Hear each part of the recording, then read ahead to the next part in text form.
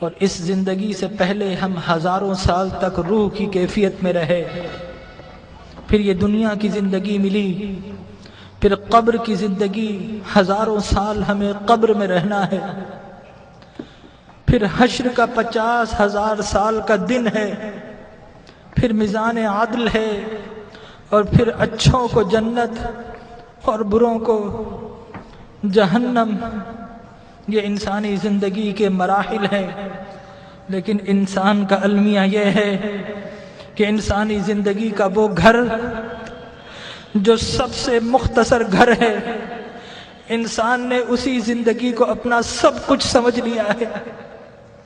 ہم اس زندگی کے لیے گھر چھوڑنا پڑے تو گھر چھوڑتے ہیں، شہر چھوڑنا پڑے تو شہر چھوڑ دیتے ہیں، وطن چھوڑنا پڑے تو وطن چھوڑ دیتے ہیں، والدین کو چھوڑ دیتے ہیں، اولاد کو چھوڑ دیتے ہیں کہ یہ زندگی اچھی ہو جائے۔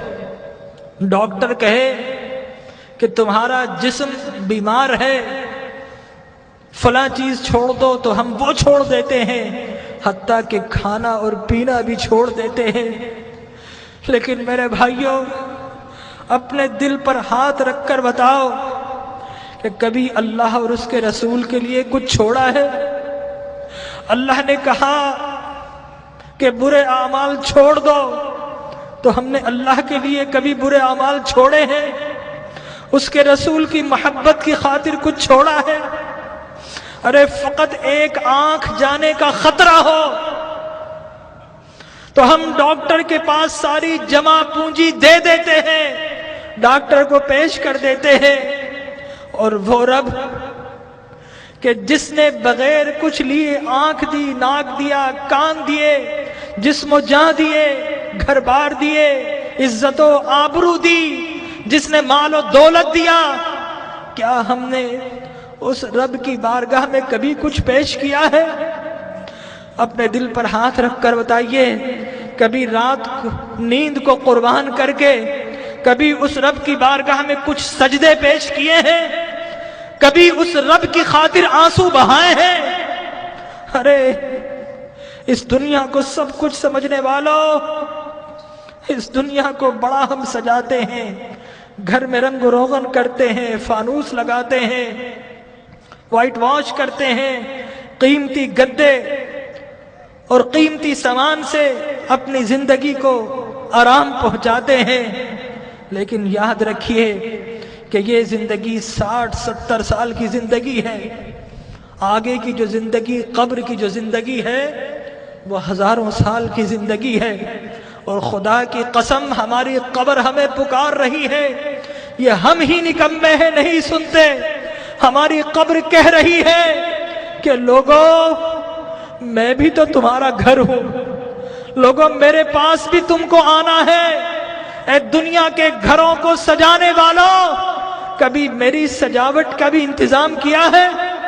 اگر نہیں کیا تو یاد رکھو کہ میں اندھیرا گھر ہوں، میرے پاس روشنی نہیں ہے، میرے پاس آؤ تو روشنی کا انتظام کر کے آنا، میرے پاس آؤ تو چراغ لے کر آنا۔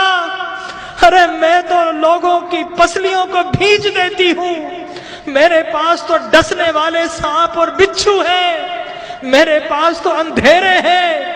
ہماری قبر پکار رہی ہے کہ لوگوں میرے پاس تو سنگریزے ہیں، میرے پاس تو تعفن ہے، پیپ ہے، پس ہے، میرے پاس آؤ تو انتظام کر کے آنا، خالی ہاتھ آئے تو پھر بڑا پچھتاؤ گے، میرے پاس آؤ تو ایک اعمال کا دیا ہاتھ میں لے کر آنا۔ لیکن ہمارا المیہ یہ ہے کہ ہم قبر کی پکار سننے کو تیار نہیں ہیں۔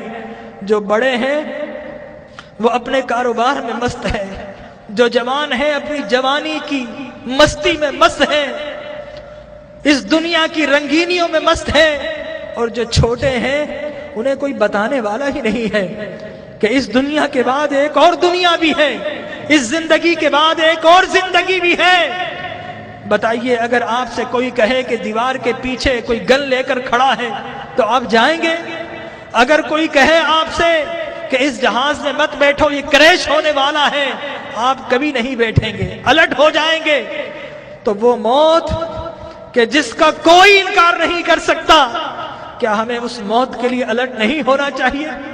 ہمارے نبی نے بتایا کہ لوگوں، جو کچھ میں جانتا ہوں اگر تمہیں معلوم ہو جائے تو تم ہنسنا چھوڑ دو، تم رونا شروع کر دو، ہنسنا چھوڑ دو۔ لوگوں، جو کچھ میں دیکھ رہا ہوں اگر تم دیکھ لو تو تم شہروں کو چھوڑ دو اور جنگلوں میں دوڑ پڑو۔ تو آج کی رات ہمیں اپنے رب کو منانا ہے۔ ہم بہت ہنس لیے ہیں، آج کی رات تو کچھ آنسو بہا لیجئے، اپنے رب کو منا لیجئے۔ ارے اللہ کے انبیاء کو دیکھیے، یحییٰ علیہ السلام بچے ہیں، 6-7 سال کے ہیں، زارو قطار روتے تھے، بے ہوش ہو جایا کرتے تھے۔